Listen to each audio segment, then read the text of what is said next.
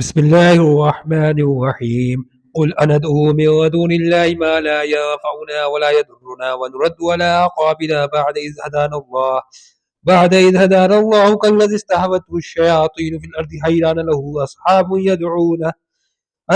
يدعونه إلى الهدى ائتنا قل إن هدى الله هو الهدى وأمرنا لنسلم لرب العالمين.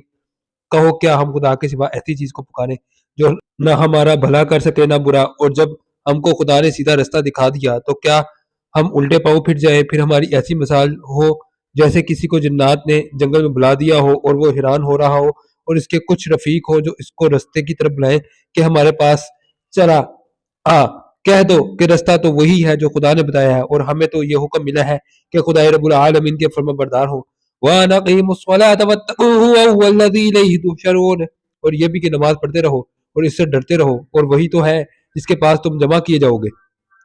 وَهُوَ الَّذِي خَلَقَ السَّمَاوَاتِ وَالْأَرْضَ بِالْحَقِّ وَيَوْمَ يَقُولُ كُن فَيَكُونُ قَوْلُهُ الْحَقُّ وَلَهُ الْمُلْكُ يَوْمَ يُنفَخُ فِي الصُّورِ عَالِمُ الْغَيْبِ وَالشَّهَادَةِ وَهُوَ الْحَكِيمُ الْخَبِيرُ،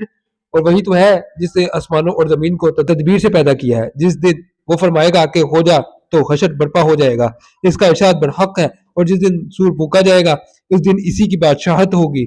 وہی پوشیدہ اور ظاہر سب کا جاننے والا ہے اور وہی دانا اور خبردار ہے۔ وَإِذْ قَالَ إِبْرَاهِيمُ لِأَبِيهِ آزَرَ تَتَّخِذُ أَصْنَامًا آلِهَةً إِنِّي أَرَاكَ وَقَوْمَكَ فِي ضَلَالٍ مُبِينٍ،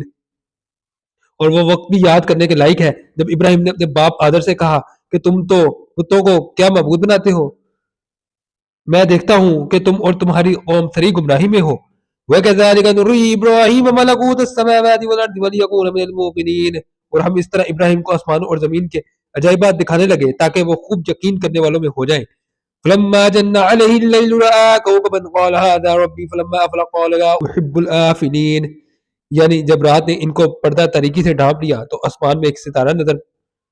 پڑا، کہنے لگے یہ میرا پروردگار ہے، جب وہ غائب ہو گیا تو کہنے لگے کہ مجھے غائب ہو جانے والے پسند نہیں۔ فلما رأى القمر بازغا قال هذا ربي فلما أفل قال لئن لم يهدني ربي لأكونن من القوم الضالين، پھر جب چاند کو دیکھا کہ چمک رہا ہے تو کہنے لگے یہ میرا پروردگار ہے، لیکن جب وہ بھی چھپ گیا تو بول اٹھے کہ میرا پروردگار مجھے سیدھا راستہ نہیں دکھائے گا تو میں ان لوگوں میں ہو جاؤں گا جو بھٹک رہے ہیں۔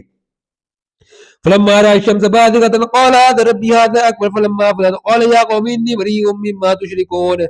پھر جب سورج کو دیکھا کہ جگمگا رہا ہے تو کہنے لگے میرا پروردگار یہ ہے، یہ سب سے بڑا ہے، مگر جب وہ بھی غروب ہو گیا تو کہنے لگے لوگوں جن چیزوں کو تم خدا کا شریک بناتے ہو میں ان سے بیزار ہوں۔ انی وجہت وجہی للذی فطر السماوات والارض حنیفا وما انا من المشرکین، میں نے سب سے یکسو ہو کر اپنے تئیں اسی ذات کی طرف متوجہ کیا جس نے آسمانوں اور زمین کو پیدا کیا ہے، اور میں مشرکوں میں سے نہیں ہوں۔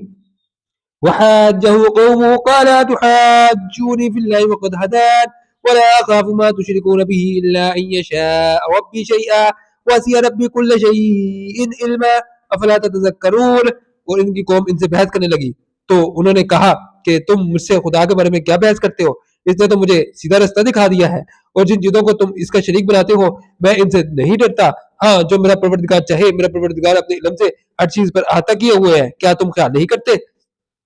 وكيف أخاف ما أشركتم ولا تخافون أنكم أشركتم بالله ما لم ينزل به عليكم سلطانا فأي الفريقين أحق بالأمن إن كنتم تعلمون، بھلا میں ان چیزوں سے جن کو تم خدا کا شریک بناتے ہو کیوں کر ڈروں جبکہ تم ان سے نہیں ڈرتے کہ خدا کے ساتھ شریک بناتے ہو جس کی اس نے کوئی سند نازل نہیں کی۔ اب دونوں فریق میں سے کون سا فریق امن اور جمعیت خاطر کا مستحق ہے؟ اگر سمجھ رکھتے ہو